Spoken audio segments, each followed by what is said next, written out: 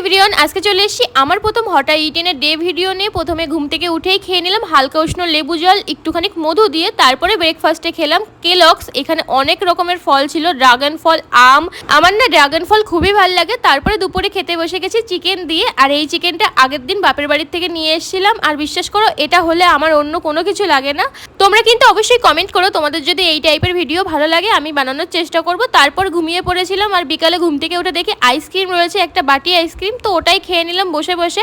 দুপুরে যেহেতু অল্প কটা ভাত খেয়েছিলাম, মনে হচ্ছিল আবার কি খাই দেখি এই মালকিসটা আছে। তোমরা এটা কে কে চেনো? আমি না বিয়ের আগে এটা কখনো খাইনি, ভীষণ সুন্দর খেতে। তোমরা একবার ট্রাই করো তোমাদের ওখানে যদি পাওয়া যায়। সন্ধ্যায় আর কিছু খাইনি, বর যেহেতু বাড়ি ছিল, রাতে চলে গেছিলাম আমাদের প্রিয় হইচই রেস্টুরেন্টে। এখানে অর্ডার দিয়েছিলাম চিকেন উইংস। এই উইংসটা আমার ভীষণ ভালো লাগে, 7 পিস 100 টাকা, দাম হিসাবে অনেক ভালো।